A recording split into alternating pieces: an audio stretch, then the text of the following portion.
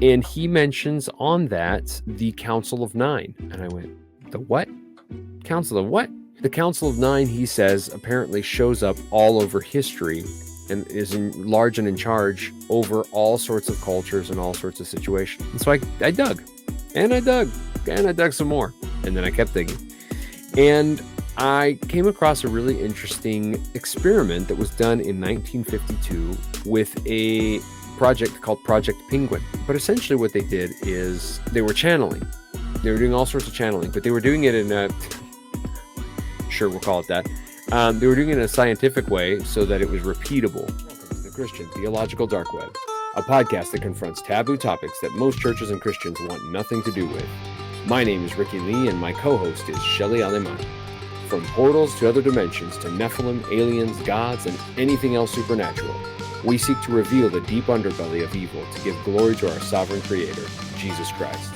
Let's challenge our notions of reality and shatter our own paradigms. This is the Christian Theological Dark Web Podcast.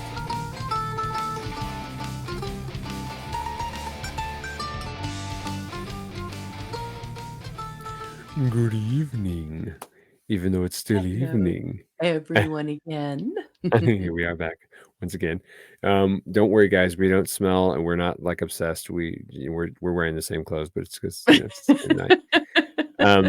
You guys might have guessed at this point we are changing stuff up a little bit, and so we're trying to make stuff a little more bite size so you guys can enjoy it more and really dig in.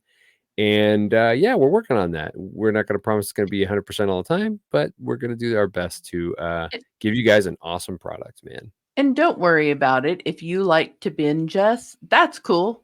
Just do a few back-to-back episodes. That's right. Just watch them right back to back. Guys, so we are going to go ahead and pick up again today with the Enneagram, but we're actually exploring the way more esoteric side. You probably heard us last time, and there was definitely some esoteric aspects that we talked about last time, for sure. But on this particular episode, we're going to really sink our teeth in and go deep on this guy.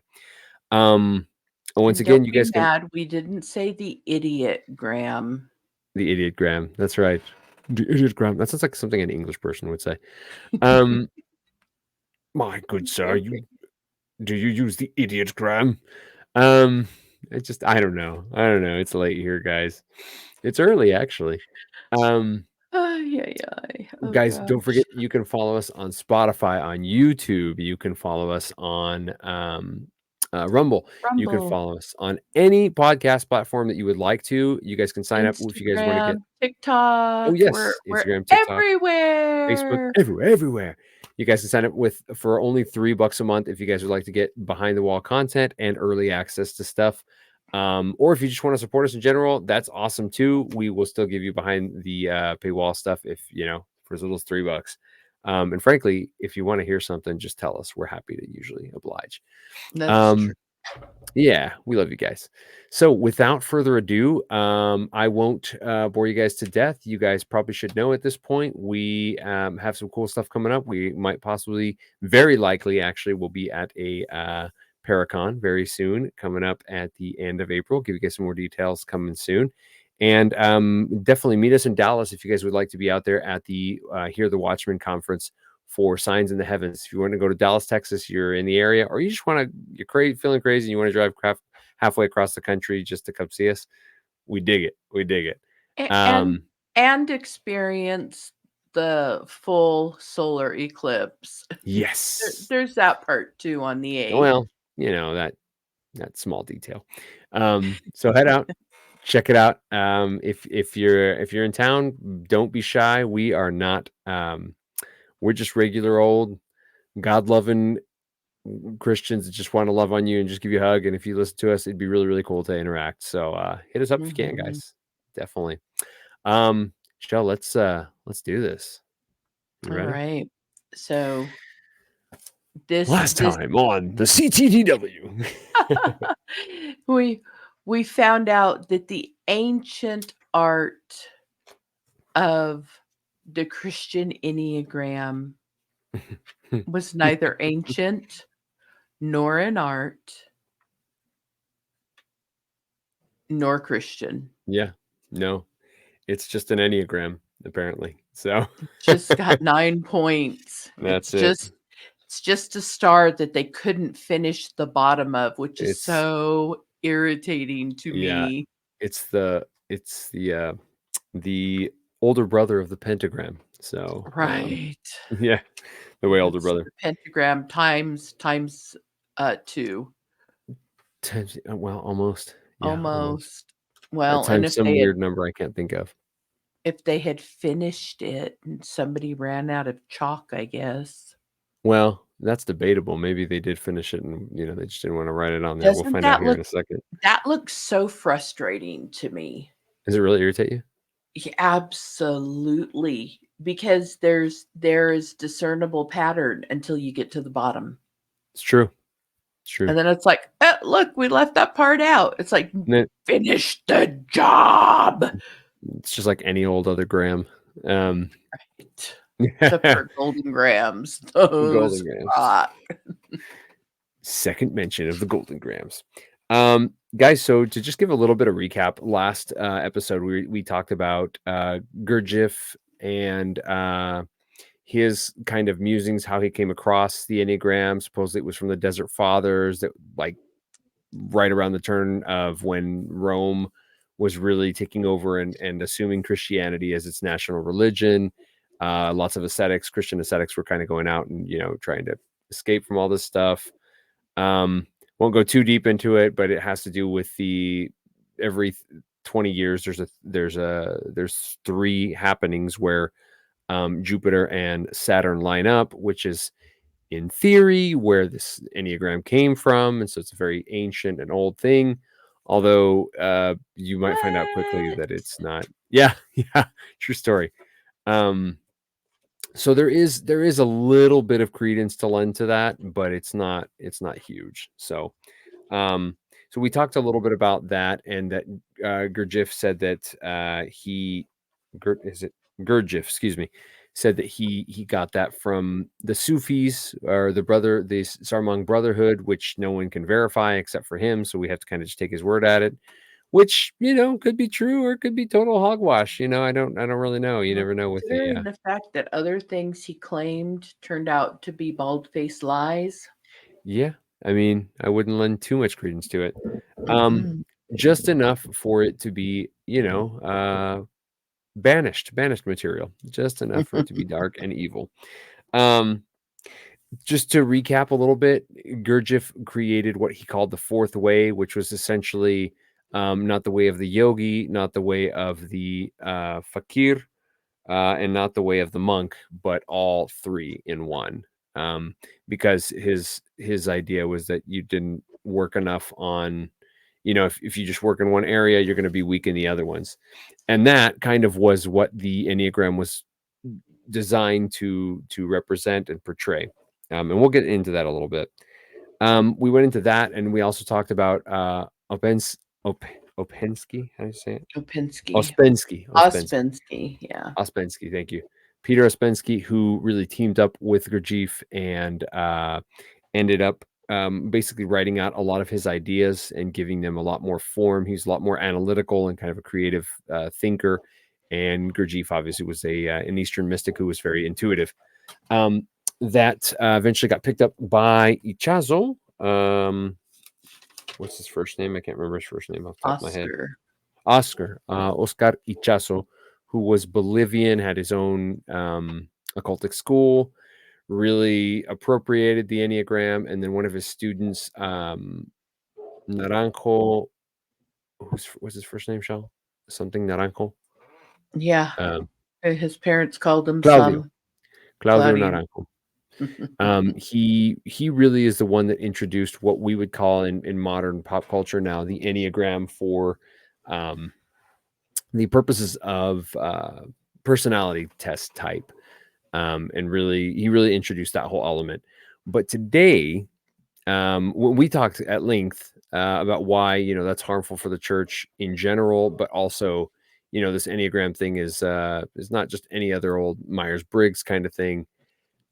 Personality test. This is a whole different ballgame, and we are today with that foundation going to break down some of these concepts in a way I would not have expected to arrive here.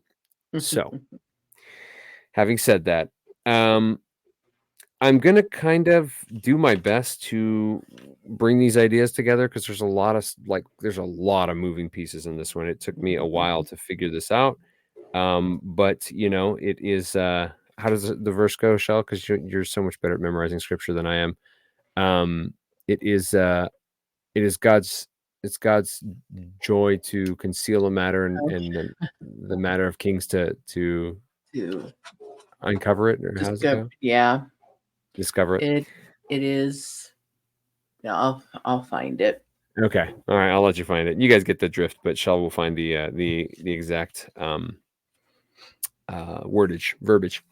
Oh, actually, I think I know where a good place to jump in on this is. So we had talked about how Naranjo came across the ability to turn this Enneagram into essentially into a personality test, but really more than a personality test, it's a self-evolution tool is what it really is. It's for reaching higher states of consciousness, higher states of success, and all that kind of stuff. Isn't That's what it. everything we talk about I mean, with that goal?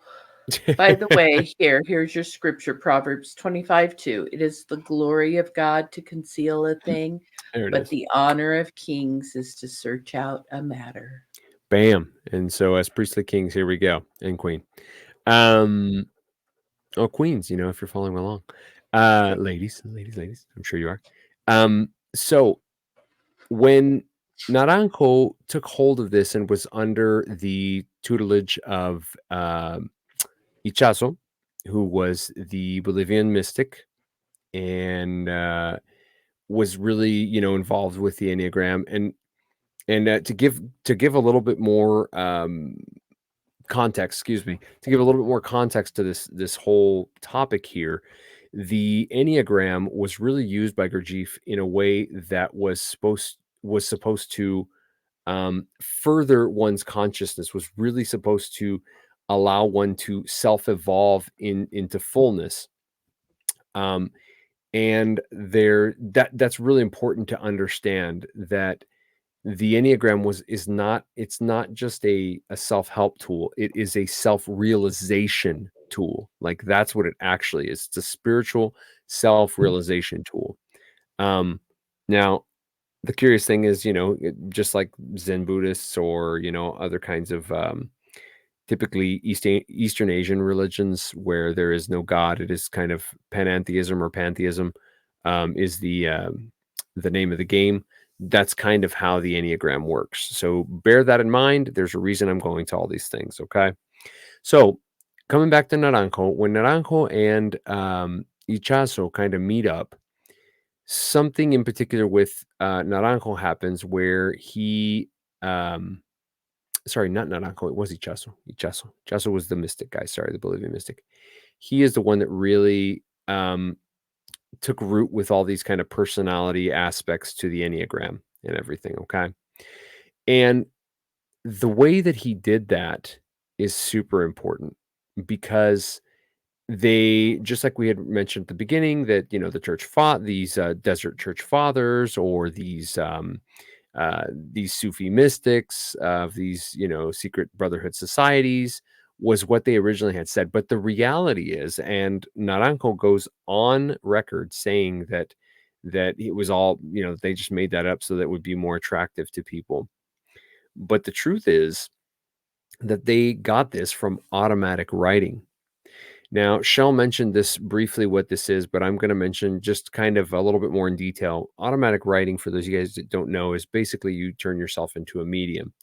And one way to do that, for example, is to take a pen and a piece of paper and write down a question and then just let yourself go, just like you were meditating. See what happens. See what you write. And I was reading an article about it and I was kind of blown away. I'm always blown away when people are just so like, "Oh yeah, I just did it, and my hand started moving. I wasn't moving it. It felt like something was moving it for me." And when that happens, you get to know yourself. or the angel spirits that are helping you. And I was just like, do people really do this? I guess they do. I mean, apparently, right? So that is how the personality aspect of the Enneagram came to be.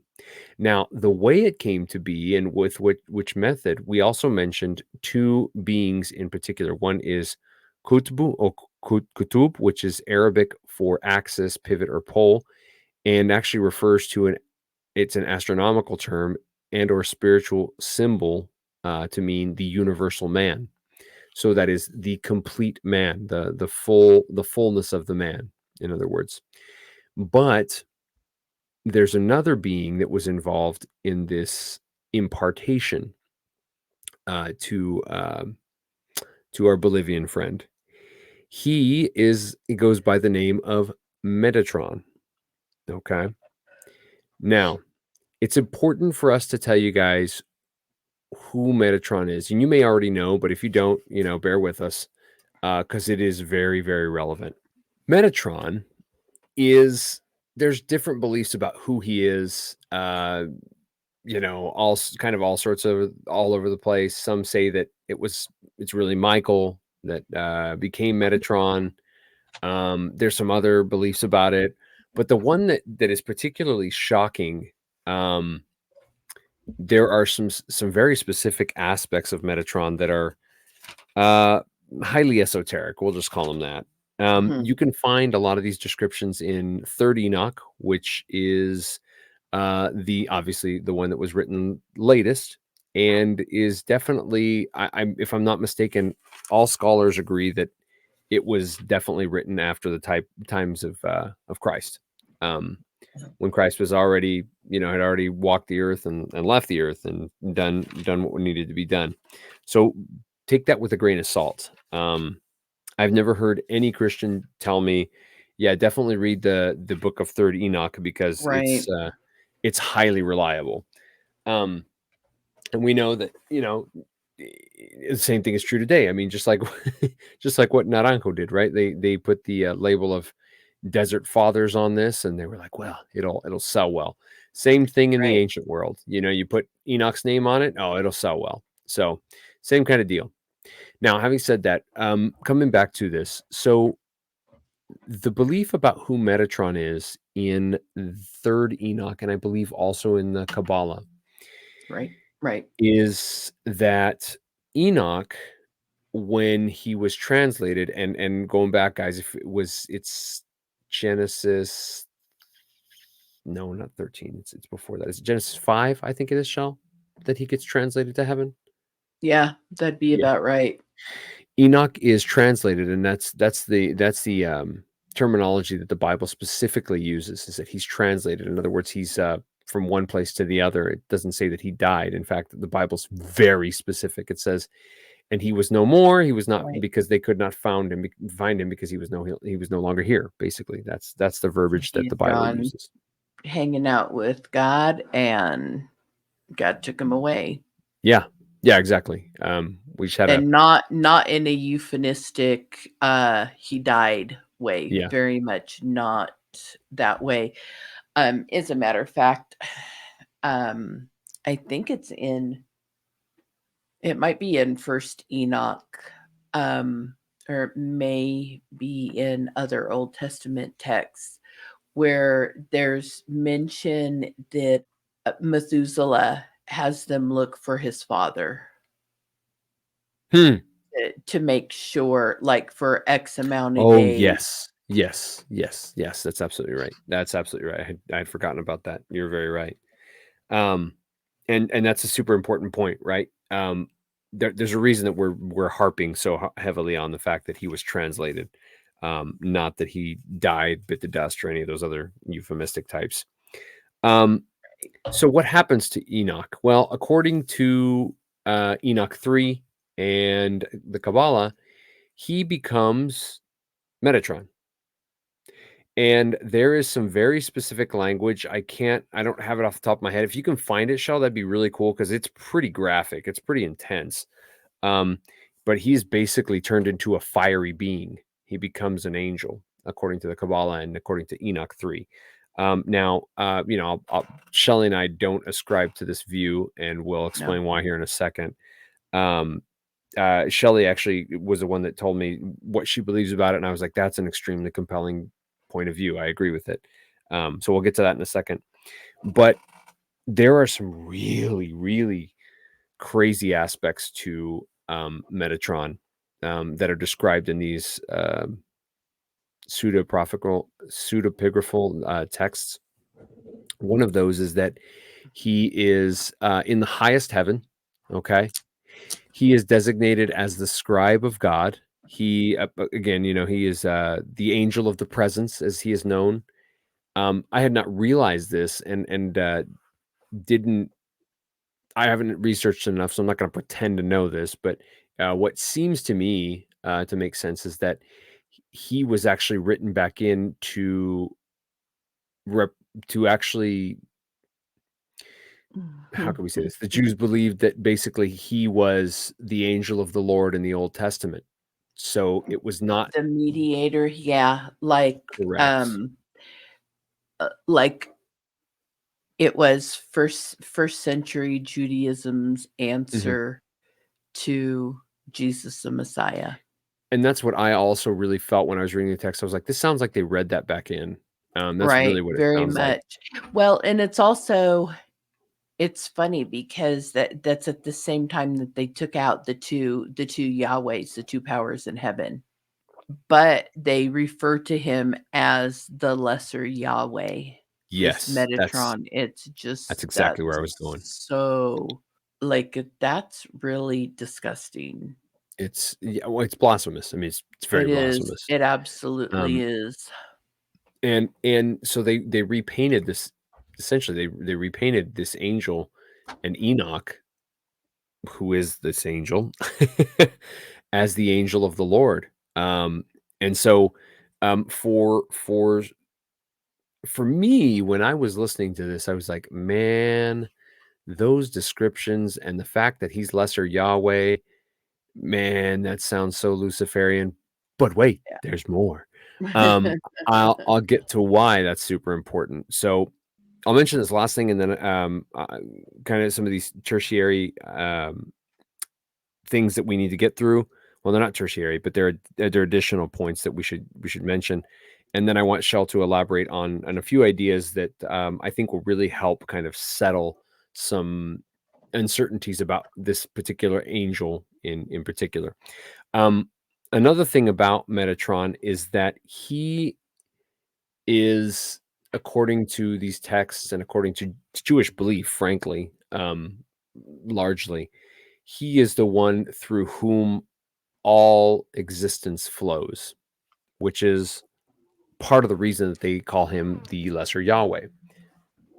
Because he is essentially, it's sort of like you can think of it as Yahweh feeding him his power, basically, like allowing him to Right. have He that. won't have the power standing alone. He only Right, gets it because God gives it to right. him and But keeps him plugged in, so to speak, correct. But at the same time, he is a like higher being than any of the other beings in heaven, which is even uh, higher than Michael. yeah, which is not necessarily,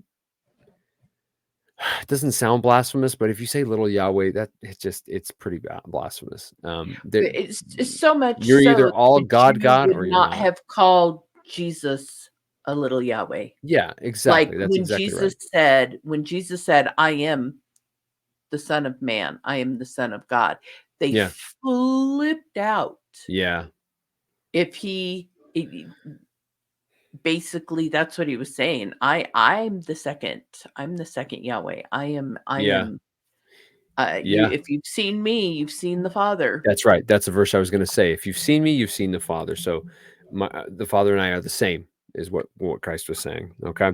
So to kind of replace him with Metatron is like, ugh. And then on top of that, like to make him Enoch is like, also, um, Right, now it's so I think that I'm gonna say it as best I can, and then Shell can tell me if I'm misrepresenting anything. But Shelley has explained to me, and I agree with this position. I I would say 98% I agree with this conclusion that Enoch was translated, as the Bible says, into heaven because he was taken up. God took him with him.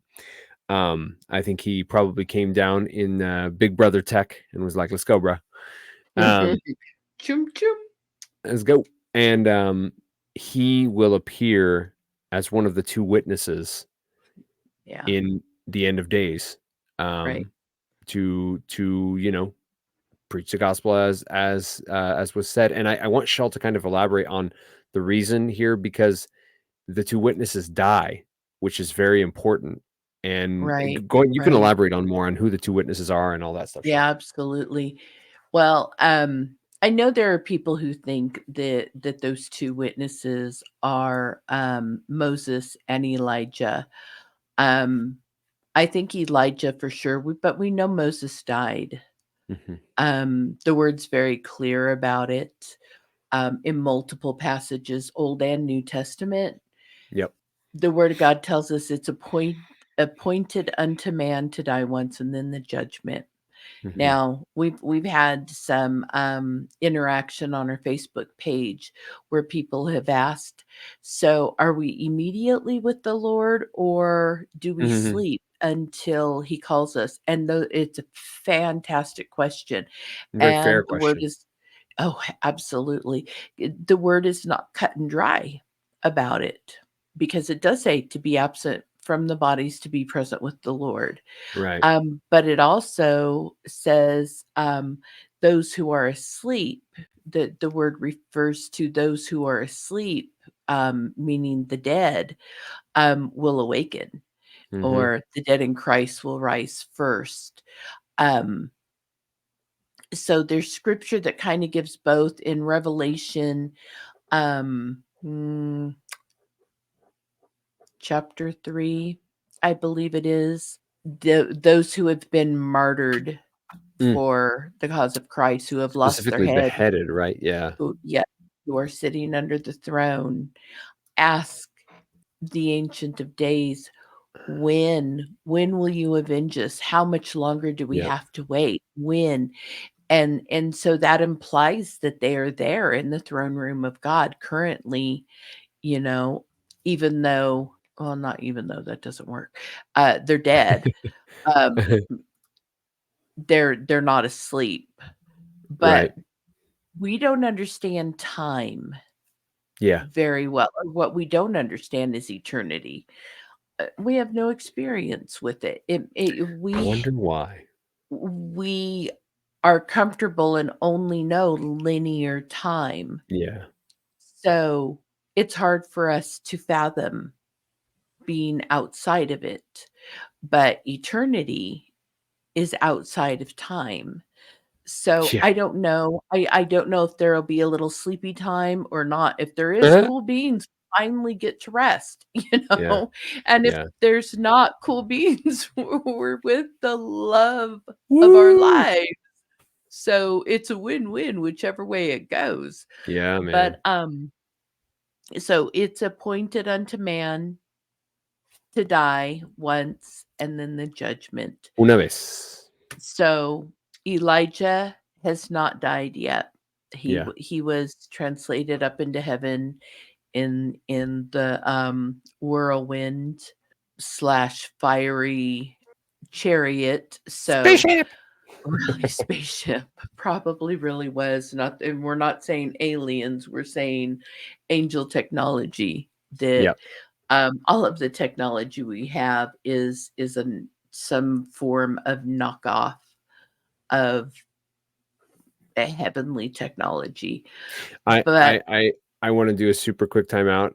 I always say this phrase, and I just want to make it clear what I actually do mean something by it. When I say Big Brother Tech, I really do mean Big Brother Tech, as in the the heavenly elderly firstborn, race, the angels, whatever you want to call them, the sons of God that inhabit the heavenly realms. Those guys are the ones that I talk about when I say Big Brother Tech. I mean yeah. that very literally. So go ahead, Shell. Sorry. But they're vehicles of the chariot horses and chariots of fire, um, is just the glowing vehicles. a vehicle at that time was a chariot. That's what there was, or a boat. Like those are your two options. I Yeah. guess it didn't look as much like a boat as it did a chariot. Probably they really probably made the association because these vehicles were witnessed by people on land, although they're very frequently experienced close to water. In the case Mhm. of Elijah, they were at the Jordan River, where he was taken up, and where he drops his mantle to Elisha. So you have Elijah and you have Enoch, and I think they're the two witnesses because they're the two Mhm. men who have yet to die. And they're also two really amazing um prophets of God, you Yeah. know. They're no schmucks, that's Well, for and sure. I mean, I mean, really, the defining factor here is that they didn't die.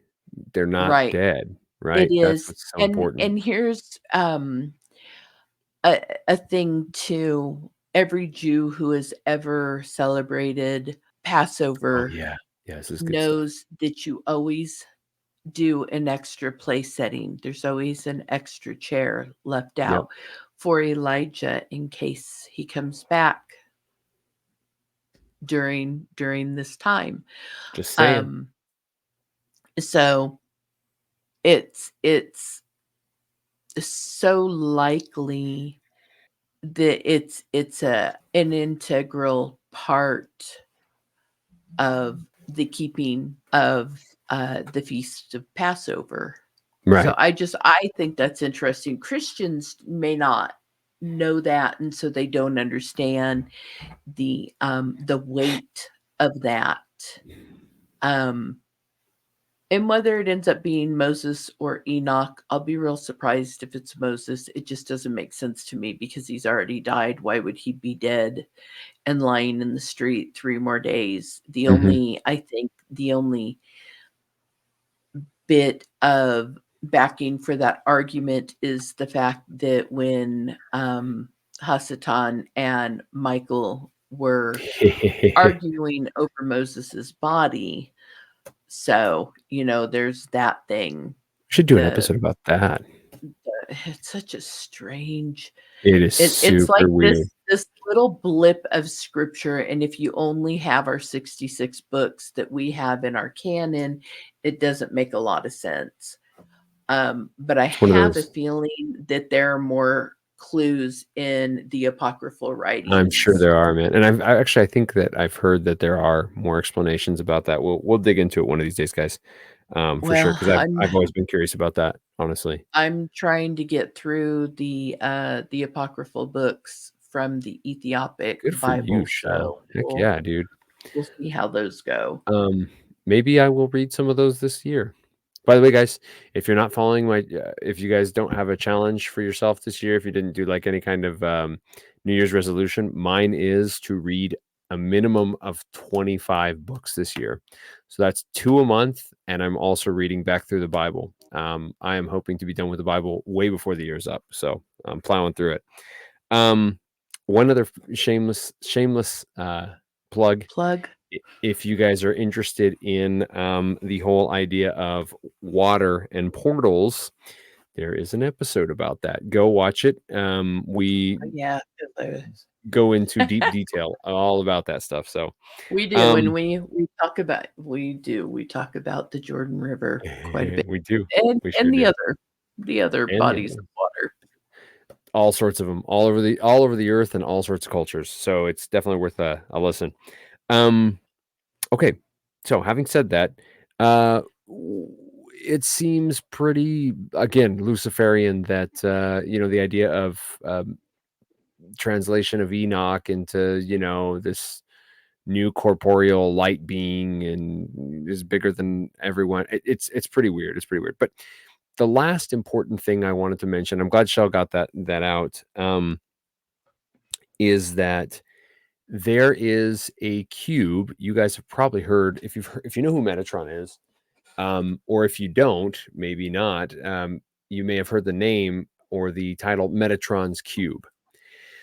Now, Metatron's Cube is important because it is supposed to, well, it's sacred geometry, one, okay? But two, I'm not going to get super deep in the waters. That's not what I'm trying to do. I'm trying to get from point A to point B because we're still talking about the Enneagram. I know it doesn't seem like we are, but I'm getting there. Yeah, we're getting there in our Yeah. roundabout way. So the Metatron's cube is actually a figure that represents the seed of life, is basically what it represents. And Metatron was notoriously in charge, like I think I already mentioned, maybe I didn't, but he basically allows the flow of the universe to exist. So the use of Metatron's cube by a lot of ascetics and a lot of New Agers, meditators. Yeah, there we go. People that meditate, meditators is a weird word. They meditate with Metatron's cube as a type of mantra that they use. Mandela, sorry, a mandala that they use to help them A concentrate. mandala, yeah. Yeah. So that's an important piece of information. That's number one. So, and the reason and the place that Ichazo got the Ennead types, we'll call them, which are, you know, the personality aspects of all this, was from Metatron. Okay. And he did it by, like Shell and I have both mentioned, by automatic writing. All right. Now, we got that out of the way. Phew. That's one Here, aspect. you know what? I will show Metatron's cube. Metatron's cube. Do it. Thank you. Yeah, because it's very cool looking. While she is doing that, I'm gonna spin over here real quick. So the next part I really want to talk about, there you go. That's an excellent image. There's 13 circles. You can see one in the middle, tons of triangles.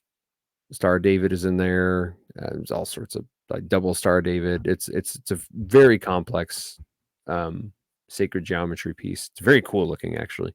Very cool looking. Oh, look at that 3D version one. That's cool. Right. Yeah, that's really cool. So that's Metatron's cube, and that's what it is. That's what it's used for.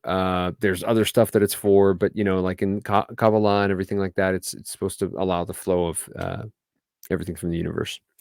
So that was very interesting to me, and I kept thinking about, however, the Enneagram being the Enneagram that it is, Ennea referring to 9. And I kept thinking about that. And as I was listening to these mystics talk about Enneagram, the 9 gram is basically what it is, right? The polygon that's nine-sided, or has 9 points. I kept thinking about that. And I don't know if you guys have listened to an individual by the name of Chad. Man, he's a great researcher. I'll find him. Chad. Shelley will find the last name. He recently did a documentary that I absolutely recommend you guys go watch. Super Called good. Skinwalker Ranch or Skinwalkers and the Upside Down or something like that, or Stranger Things. I can't remember. Stranger Things and Skinwalker. And Stranger Things. Okay, all right, there it is. You'll find it. It's pretty easy to find if you look him up. And his first name's Chad. Shell will look for it here. But he mentioned something that I had not. Well, actually, it was in a promotion of his film on Derek Gilbert, and I watched the By the Fruits podcast. Shout out to Jeremy. Really great podcast, by the way, as well. Very, very good. Yeah, really good. Good guests and everything too. And he mentions on that the Council of 9. And I went, the what? Council of what? So the Council of 9, he says, apparently shows up all over history and is large and in charge over all sorts of cultures and all sorts of situations. And I went, wow, that's a thing. So I did my due diligence and I just felt like there was a connection, or that there could potentially be one there. And so I dug and I dug and I dug some more. And then I kept digging. And I came across a really interesting experiment that was done in 1952. Believe it was by the CIA with a project called Project Penguin in Maryland, I believe, is where they did the experiments. I don't remember now. Yeah, I think that's right. I watched it a little bit ago just to make sure that I had it right. But essentially, what they did is they were channeling. They were doing all sorts of channeling, but they were doing it in a sure, we'll call it that. They were doing it in a scientific way so that it was repeatable, which is what That's I the mean one by where scientific. they're doing it in the Faraday cages, Uh-huh. right? Yeah, that's right. That's right.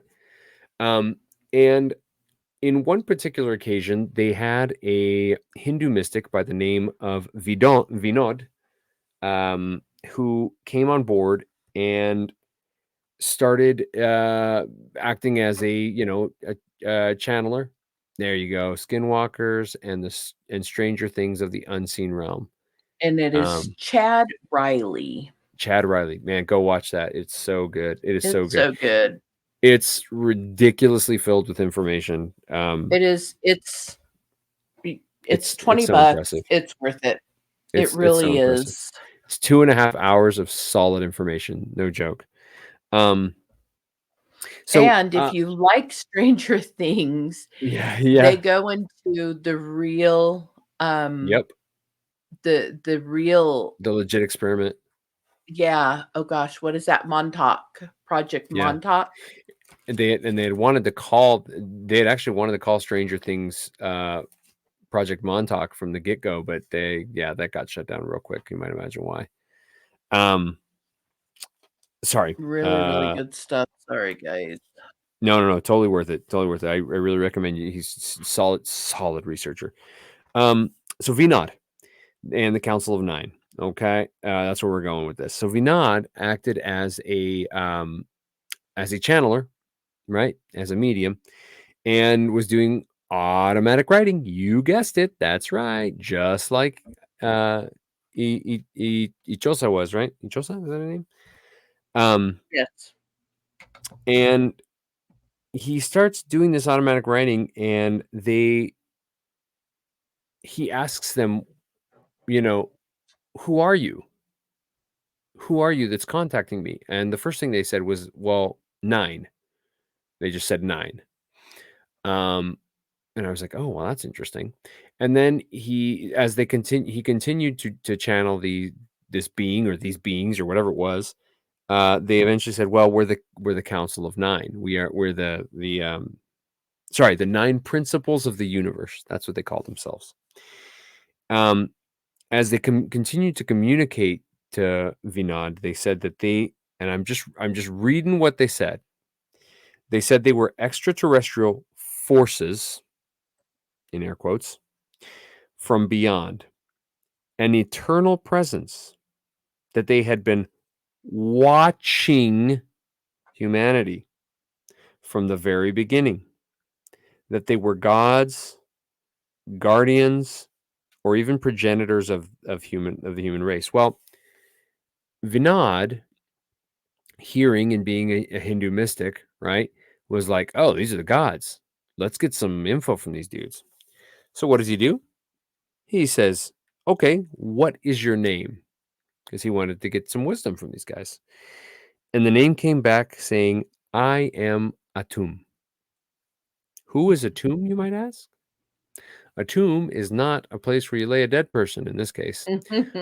A tomb, although you may want to, a tomb was basically the creator god of the Egyptians in the city of Heliopolis. There So were you different might creation know him stories better and everything. as Atum-Ra. Atum-Ra, correct. Um, he eventually got overshadowed by Ra later on, as the kind of, names and things shift here and there. But he was the creator god, you know. As often happens, same thing happened in Mesopotamian lore, and that god got deposed and so on and so forth. But same kind of idea. Well, he basically gave birth to the other gods, and you might know where I'm going with this if you know anything about Egyptian mythology, but he was part of well, he was essentially the originator, right? The origin of the Ennead, the 9 gods. Yep. Sounds a lot like Enneagram, which is what got me thinking. I went, okay, well, that could purely be coincidence because Ennead, Ennead just means 9. Okay, well, that we'll follow the evidence where it takes us. So the Ennead brought, and this is just, straight up, in Egyptian mythology, the Ennead were the ones that brought the technology and the knowledge.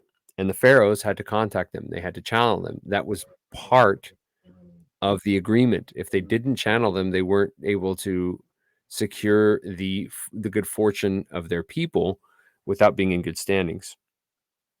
All right. So we're kind of coming up on this now. We're getting to a point where it's going to starting to come into view. Now, I am I am fairly convinced that the Enneagram is at a bare minimum, a representation of the Council of 9. And I'm going to tell you why. Let's go back to old Gurdjieff real quick. I want you guys to keep in the back of your mind that both Ichaso and Vinod, when they were doing automatic writing, came in contact with the 9. Okay.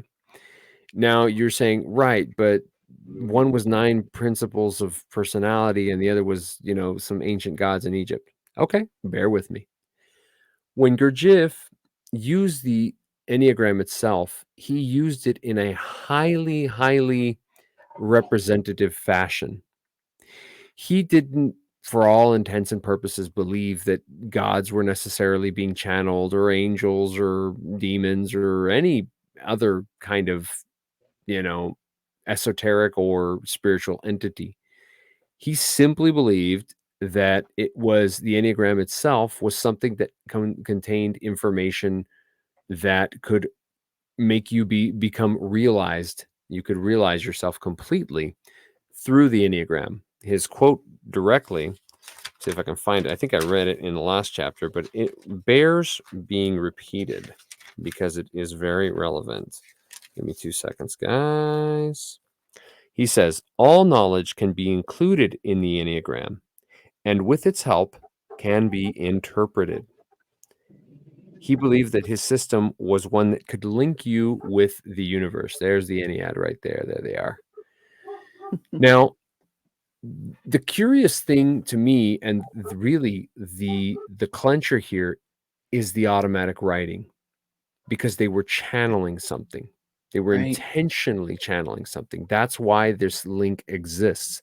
That's why I went so far down this rabbit hole. I was like, how in the world is this even relevant? And I at some point I was like, I'm just going to give up. Maybe I'm just, kind of pushing the envelope too far. I want it to be what it's not. And I'm okay with that. If like I come to a point where I'm like, that's all right. It's not what it is. I just supposed it. I'll do more research. But no, I don't think that's the case. I think that this No. Enneagram has a lot to do with this Council of 9. And I don't want to go too deep in the water on the Council of 9 because Shell and I actually want to explore that in future episodes. So suffice it to say that I am thoroughly convinced that the esoteric representation of corporeal beings in a more modern sense is just as impactful for the West, or for East Asia for that matter, as Right. for the ancient gods being actual physical beings that were worshipped and were sought after in the same channeling manners. So Right. what am I Which saying? still goes on today. What's that? I said, which still even goes on today. Yeah, absolutely. So what am I saying? I am saying that these, whether esoteric or physical or spiritual bodied or whatever you want to call it, I think these are the same beings.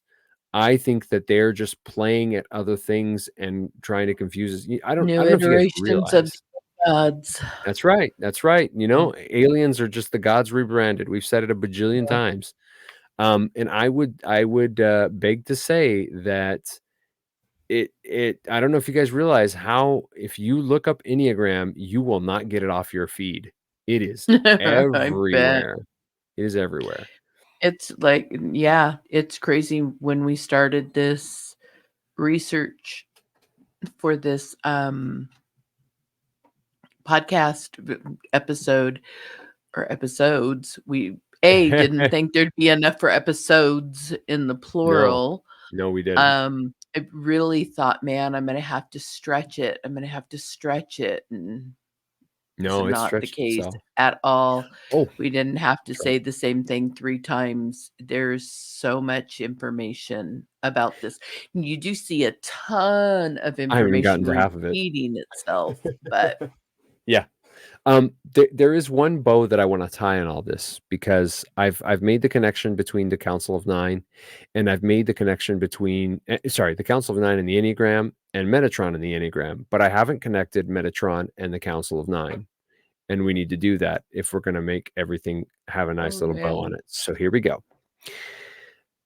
The Council of Nine is a set of gods, right? And they are believed to rule in different places all over the place.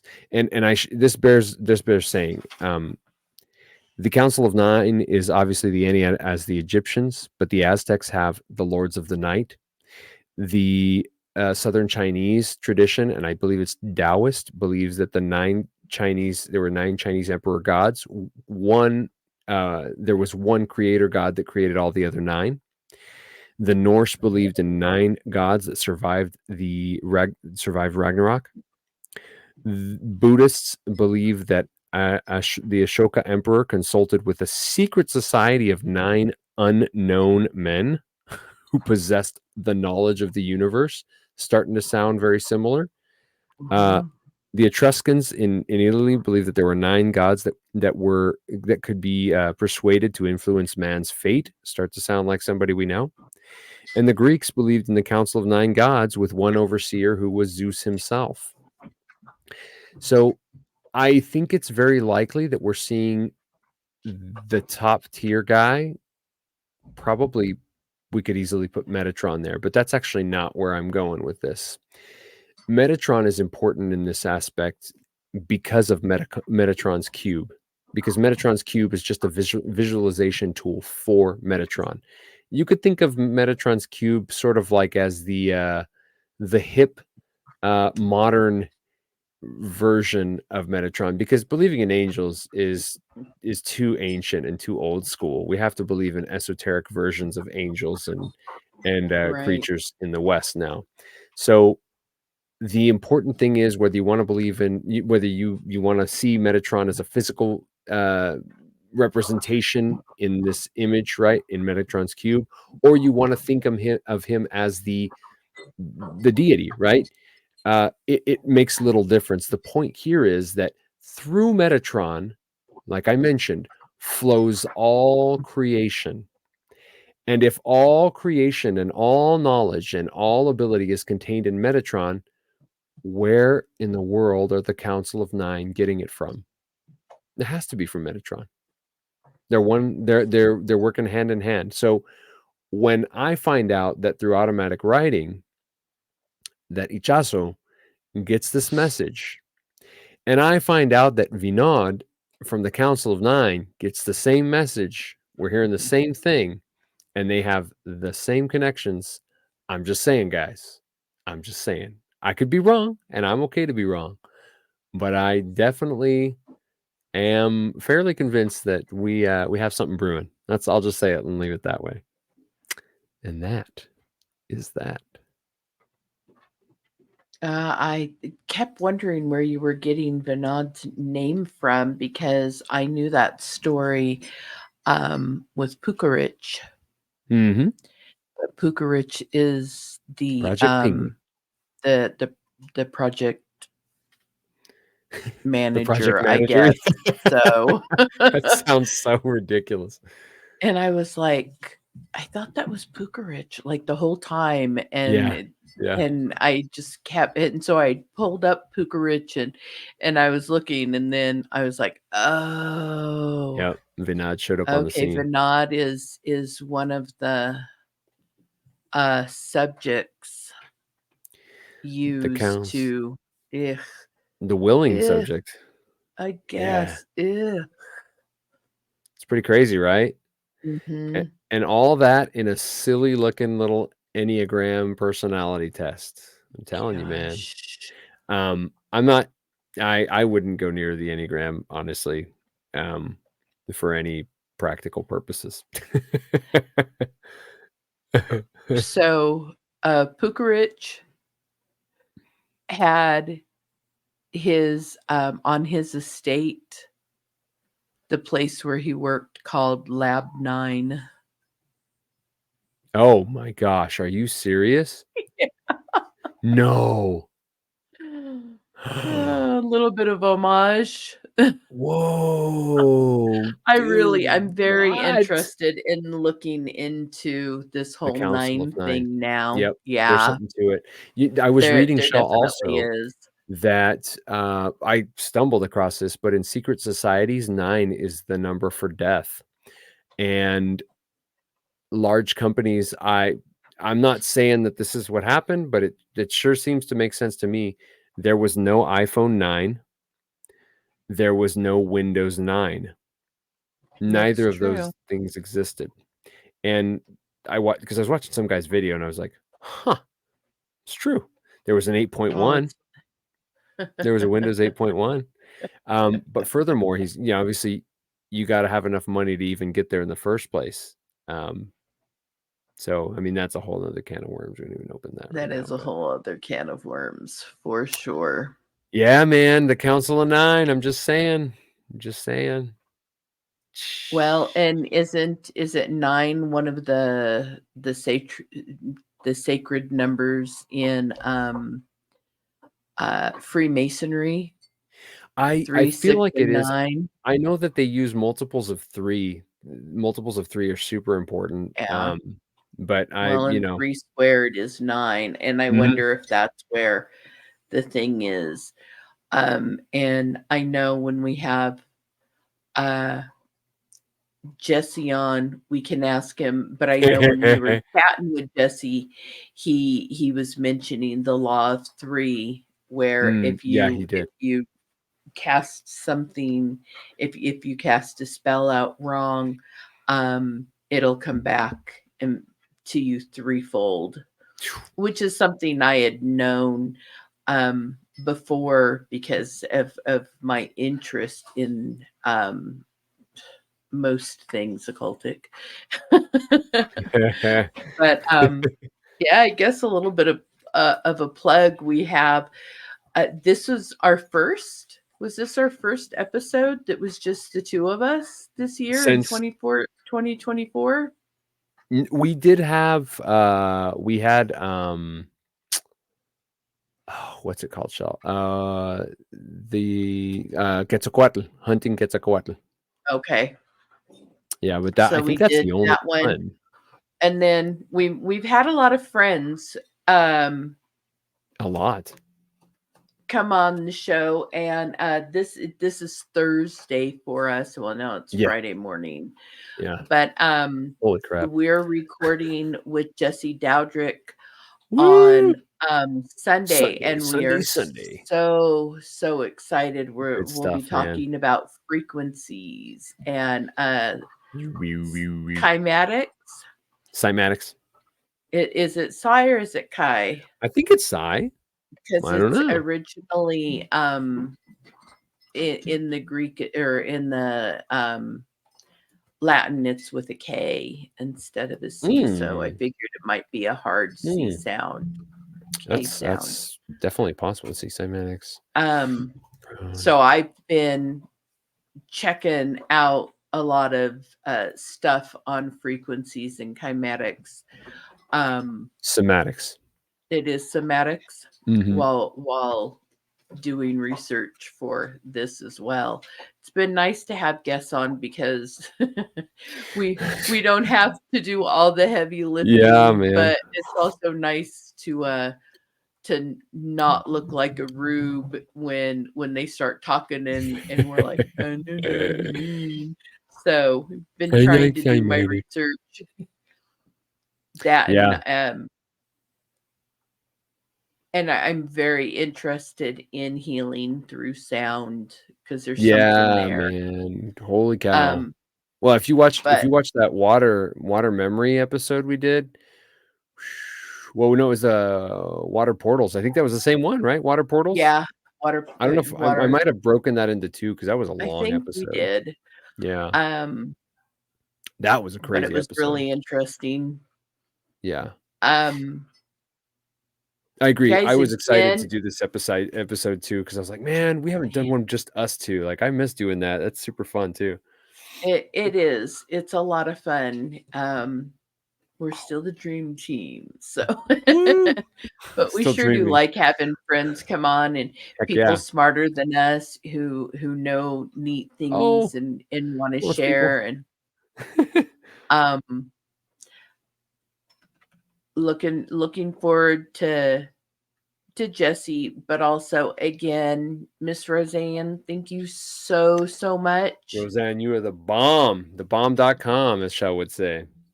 It is what I would say. And guys, if you have something that you want us to talk about, reach out to us. I promise you can find us just about anywhere. Don't be shy. Um, We're happy to chat. We're not stuck up like you might think that we are. I don't think we're important enough to be stuck up, to be honest. we're not important enough to be stuck up, and if we ever No. become that important, we will still not be stuck up because pride comes before a stumble, a haughty spirit before a fall. So, I don't want to fall. Yeah, no kidding.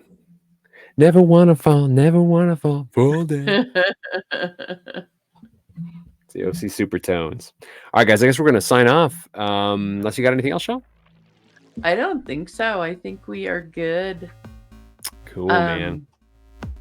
Guys, as always, we want to bless you with the blessing that God told us when you pray for my people. This is how you pray. Amen. And so we say, the Lord bless you and keep you. The Lord make his face shine upon you and be gracious to you. The Lord turn his countenance towards you and give you peace, the perfect peace that is shalom, shalom. Amen. Well, guys, we love you to death, but stay alive. So God bless. Shalom, shalom. And as always, Maranatha, guys. God bless. Thank you for watching this episode of The Christian Theological Dark Web. For questions or comments, please email us at thechristiantheologicaldarkweb@gmail.com. If you'd like to support us, please look for the Patreon link in the description.